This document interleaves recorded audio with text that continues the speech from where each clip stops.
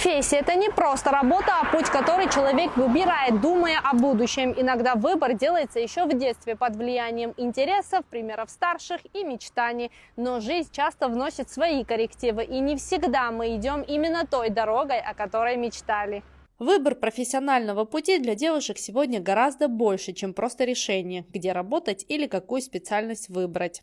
Это поиск себя, своих интересов, своего настоящего призвания. Современные тенденции показывают, границы между мужскими и женскими профессиями практически стерлись.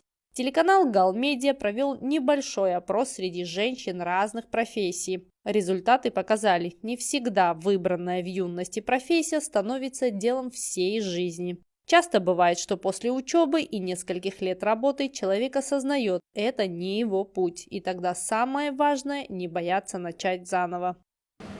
Вообще, изначально моя профессия – это кондитер. Ну, я любитель этого дела. С детства вообще я очень любила печь, любила очень маму моей подружки. Она работала в Галлии технологом, и влюбилась я в нее и в ее профессию. И была моя мечта стать технологом, кондитером. И так получилось, что по жизни я пошла по этому пути. Мне очень нравится эта профессия. Я люблю, я живу ей, я дышу этой профессией. И творю я все эти произведения как бы с любовью все сделаны. Теперь важнее другое – найти дело, которое вдохновляет, то, ради чего хочется учиться, расти и однажды сказать «вот теперь я на своем месте». Как рассказывает флорист Нино Шоня, по образованию она педагог и всегда любила детей. Но жизнь распорядилась иначе. Иногда все, что мы планируем, меняет сама жизнь. Главное – не сопротивляться переменам, а идти за тем, что откликается внутри, говорит женщина. Я вообще-то по профессии преподавателя немецкого языка и литературы, но я не работала по профессии, потому что тяжелые времена, тогда и вот зарплата маленькая была для учителей. И мне пришлось всегда вот по другому пути пойти. Вот. Я очень люблю детей, работать с детьми, с ними находиться. И я думала, что не то, что думала, я сейчас уже, это мое, но раз уже пути разошлись, то из обстоятельств и жизненной ситуации мне пришлось в Москве тоже подрабатывать на флориста. Мне очень нравилось всегда цветы. Еще было соприкосновение с профессиональными этими флористами. И она мне очень в душе села, что я поняла, что это мое. Это мое, поэтому я и взялась за этим бизнесом не из-за того, чтобы зарабатывать. Здесь это и мое хобби, и мое удовольствие. Я просто здесь отдыхаю с цветами, у меня жизнь получается, можно сказать. Поэтому мне пришлось приехать сюда, домой, можно сказать.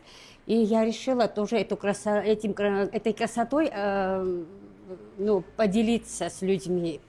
И я думаю, что я стараюсь, и думаю, что получается тоже, потому что очень многие довольные клиенты у нас уже по чуть-чуть уже приходят.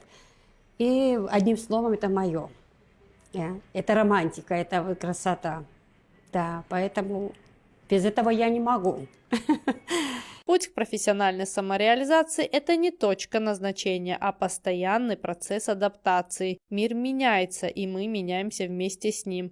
Гибкость, готовность к изменениям и умение слышать себя становятся ключевыми навыками нашего времени. И действительно, сегодня понятие успеха становится более личным.